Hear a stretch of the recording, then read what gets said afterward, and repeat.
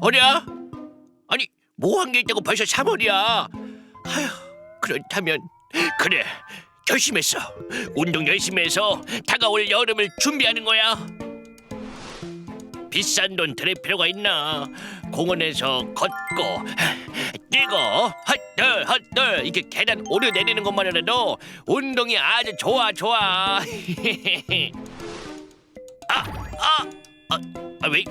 왜 이러지?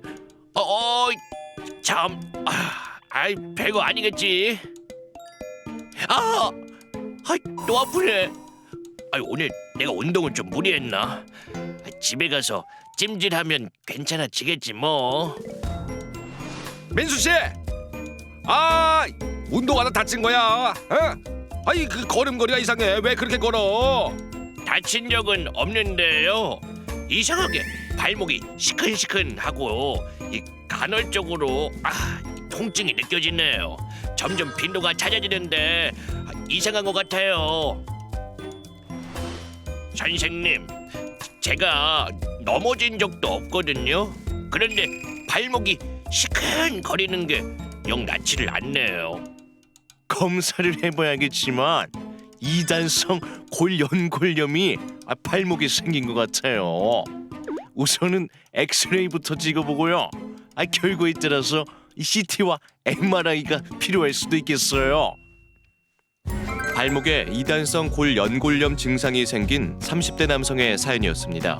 오늘 활기찬 클리닉에서는 이단성 골연골염에 대해서 알아봅니다. 네, 여러분의 활력 넘치는 인생을 위해 활기찬 클리닉 함께 하시죠. 네, 오늘 활기찬 클리닉 시간에서는요. 이단성 골연골염에 대해서 알아보겠습니다. 박은수 원장 모셨습니다. 반갑습니다. 반갑습니다. 안녕하세요. 앞선 영상에서 소개된 발목의 이단성 골연골염, 사실 말이 너무 어려운 것 같은데 어떤 질환인지 어디에 생기는 건지 궁금해요. 네, 정말 생소한 이름이라고 생각 들으실 텐데요. 네. 일단 이름을 조금 풀어서 생각을 한번 해보겠습니다. 이단성, 이단, 두 개의 층이라는 뜻이고요. 네. 골, 연골염.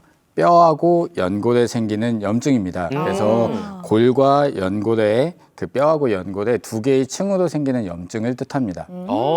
그러면 뼈에도 연골에도 염증이 생기는 게 바로 이단성 골연골염 맞나요? 네, 맞습니다. 되게 쉽게 잘 설명을 해주셨는데 그러면 이게 좀 어떻게 진단이 이루어지나요? 네, 일단은 이게 의심이 돼서 검사를 하게 되면 네. 진단은 첫 번째 엑스레이를 먼저 찍어보게 됩니다. 엑스레이. 네, 근데 이제 이 엑스레이에서도 이단성 골연골염이 진단이 되는 경우가 그렇게 흔치는 않은데요. 네. 정형외과 의사 입장에서도 진단 초기에는 엑스레이에 잘 보이지 않아서 놓치는 경우도 많고 환자분들이 증상은 있지만 정상이라고 알고 계시는 경우도 생각보다 많습니다.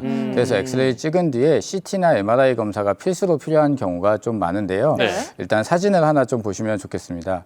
여기 사진을 보시면 제가 왼쪽에 화살표를 길게 해놓은 부분이 네. 발목 관절의 정상적인 연골 모습인데 네. 즉 화살표 많은 오른쪽에 뭐가 이상한지 혹시 아시겠어요? 조금 잘 모르겠네요. 어렵죠. 네. 의사가 봐도 네. 어려울 수 있는 부분인데 그래요? 정밀 검사를 한번 해봐서 MRI 찍었다고 가정해 보겠습니다. 네. 사진을 한번 다시 보시면 같은 분이신데 네. 여기 지금 보시면 하얗게 보이시는 게 뼈여야 되고요. 네. 네. 근데 아까 표시한 영역에 까맣게 보이는 게 전부 다 염증입니다.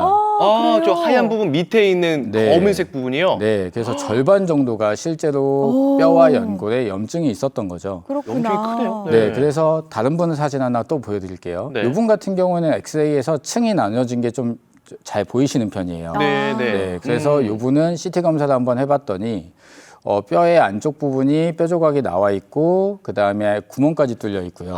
주저앉아 있는 두 개의 층으로 보이실 거고요. 네네. 옆에서 본 모습을 보면 생각보다 범위가 넓게 싱크홀처럼 이렇게 꺼져 있는 모습이 보이실 겁니다. 네. 그래서 이렇게 이단성 골연골염은 엑스레이로 진단은 하지만 CT나 MRI의 추가 검사를 통해서 진단하는 경우가 더 많습니다. 그렇군요. 정밀 검사가 중요하겠네요. 네. 네. MRI와 CT로 발견이 될 수 있는 거잖아요. 네. 정말 좀 무시무시한 질병이다라는 생각이 드는데 네. 이게 또 어떻게 되는 원인인지, 이게 어떤 증상으로 나타나는지도 궁금해요. 네, 조금 더 무시무시하게 해드리면 네네. 일단은 이거는 원인이 미상입니다.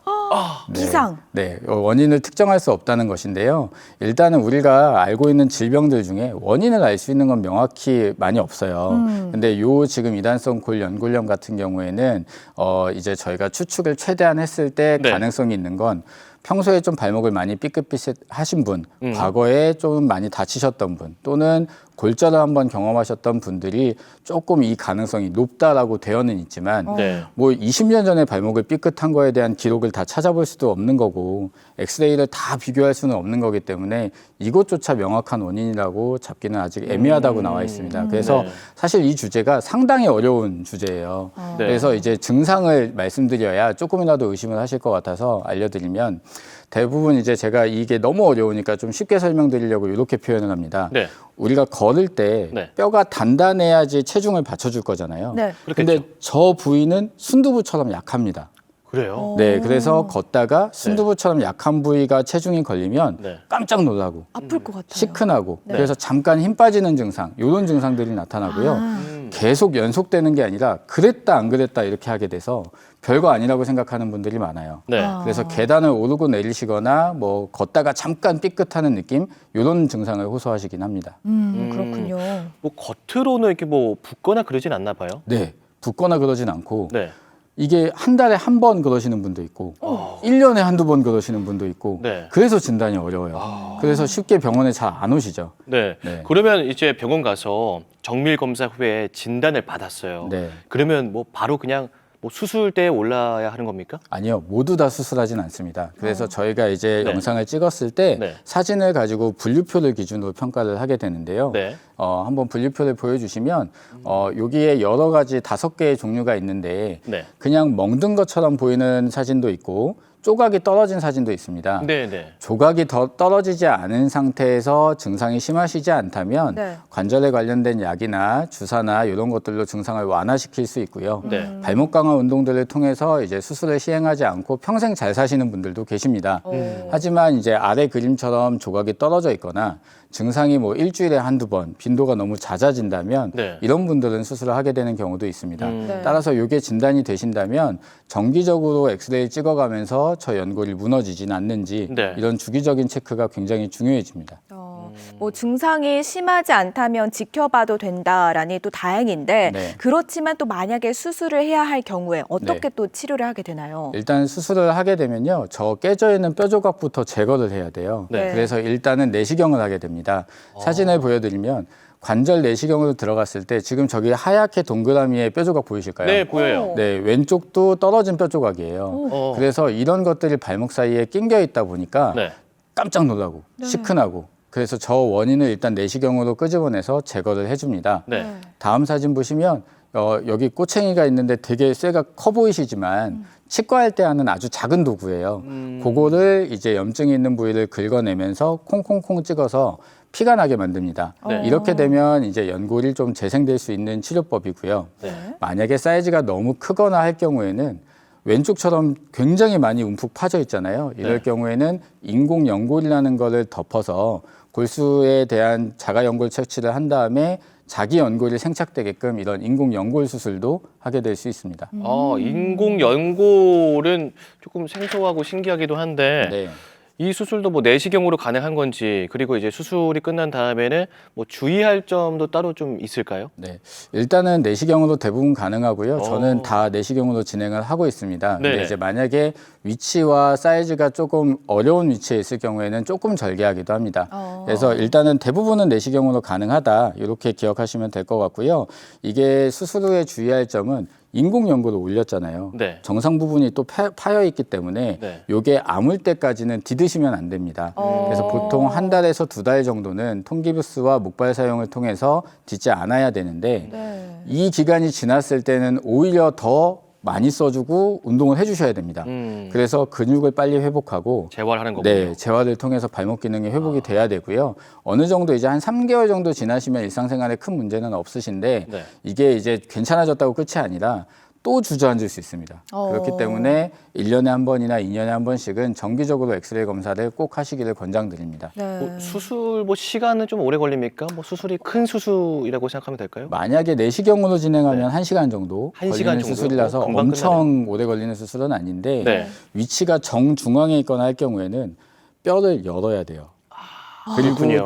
작업을 하고 뼈를 네. 다시 붙여서 나사를 고정해야 돼서 네. 그때는 2시간여 걸릴 수 있습니다. 그래서 내시경으로 치료할 수 있는 게 굉장히 장점 중에 하나일 수 있어서 네. 그런 부분을 잘 결정하실 때 염두하시면 될 것 같습니다. 네. 저는 또 궁금한 게 네. 어떤 분은 뭐 한 달에 한 번 통증을 느끼신다고 하고 또 네. 어떤 분은 뭐 일주일에 한 번 네. 이렇게 통증을 느끼는 빈도가 좀 다르잖아요. 네, 많이 달라요. 이 통증의 빈도와 이 상처의 크기도 정도가 비례하나요? 비례하는데 위치가 정말 중요합니다. 아까 그 깨진 분류표에서 어떻게 깨졌냐도 중요하고요. 네. 우리가 발목 관절이 이렇게 움직이잖아요. 네. 만약에 여기 있다면 요 각도 때 아프겠죠. 아. 요 모양일 땐 안 아프고. 네네. 아까 순두부인 영역이 디딜 때 아프다고 했으니까 네. 그 위치가 안쪽에 있냐 바깥쪽에 있냐 앞에 있냐 뒤에 있냐에 따라 발목을 까딱까딱 할 때 어디에 걸리냐에 따라 이게 빈도가 달라져 있죠. 그렇구나. 그래서 엄청 아프셨던 분이 경사진대를 안 다니고 나서부터 통증이 없어진 분도 있어요. 네, 그쪽 방향이 안 걸리니까 안 아픈 쓰니까. 거죠. 그래. 근데 깨져 있진 않으니까 수술을 안 해요. 근데 어떤 분은 계속 반복적인 그 활동을 할 수밖에 없고 깨져 있다면 그런 분은 수술적 치료를 고려하게 됩니다. 그렇군요. 그래서 굉장히 어려워요. 뭐 괜찮다 해가지고 계속 방치해두면 네. 그것도 괜찮은 거예요? 뭐 더 커지거나 그러진 않습니까? 분류표에서 위에가 튼튼한 분들은 네. 그냥 버티고 오래 잘 지내실 수 있어요. 어. 정기적인 관찰에서 무너지는 것만 없으면 네네. 평생 수술 안 하고 발목 관리만 잘하고 잘 지낼 수 있어요. 네. 근데 조각이 나 있는 상태에서 버티시면요. 네. 싱크홀처럼 점점 주저앉습니다. 그렇군요. 그래서 한 40대, 50대 때도 인공관절을 해야 되거나 관절염이 너무 빨리 진행되죠. 그렇군요. 또 수술 이야기까지 잠깐 살펴봤는데 이렇게 수술까지 받지 않으려면 예방이 또 가장 중요하잖아요. 네. 어떻게 좀 일상생활에서 예방해 볼 수 있을까요? 네, 방금 나왔던 얘기들과 처음에 소개된 예시처럼 이게 가끔 아프다 보니까 환자분들이 그냥 잠깐 삐끗한 거야라고 생각하시는 분들이 대다수입니다. 네. 근데 이게 조금 같은 환경에서 반복된다면 한 번쯤 병원에 오셔가지고 엑스레이 점검을 하시는 게 좋고요. 네. 애초에 이제 이게 생기던 안 생기던 간에 평소에 발목이 좀 튼튼하게 운동을 하시는 게 중요합니다. 그래서 자전거 타기나 수영이나 네. 뒤꿈치 들기 하는 운동들이 발목 근육을 튼튼하게 해줄 수 있는 운동들이기 때문에 네. 평소에 이런 운동들을 좀 병행하신다면 혹여 이단성 골연골염이 숨어 있다 하더라도 증상을 좀 줄이거나 할 수도 있겠습니다. 네. 그렇군요. 마지막으로 강조하고 싶으신 말씀 있다면 남겨주시죠. 네, 아마 이게 방송에서 크게 다루지 않았던 건강 주제일 수 있습니다. 근데 제가 이 주제에 대해서 말씀드리고 싶었던 이유는 최근에 수술하셨던 분이 이 수술에 대해서 결정을 하려고 자료를 찾아보는데 네. 어디에도 자료가 나와 있는 걸 많이 못 찾아서 네. 수술 결정에 많은 어려움을 겪으셨다고 하시더라고요. 그리고 뭐 이런 카페들이 있는데 정보가 너무 없다. 그래서 이런 방송을 통해서 환자분들한테 정보를 좀 드리고 싶었고 이게 숨어 있는 질환이라서 나중에 발견돼서 놀라시는 분들이 많기 때문에 네. 오늘 이 방송을 통해서 많은 정보 얻으셔가지고 생활에 활력을 얻으셨으면 좋겠습니다. 네, 고맙습니다. 좋습니다. 오늘 정말 꼭 필요한 정보 전달해 주셨는데요. 오늘은 이단성 골연골염에 대해서 알아봤습니다. 도움 말씀 주신 박은수 원장님 고맙습니다. 고맙습니다. 감사합니다.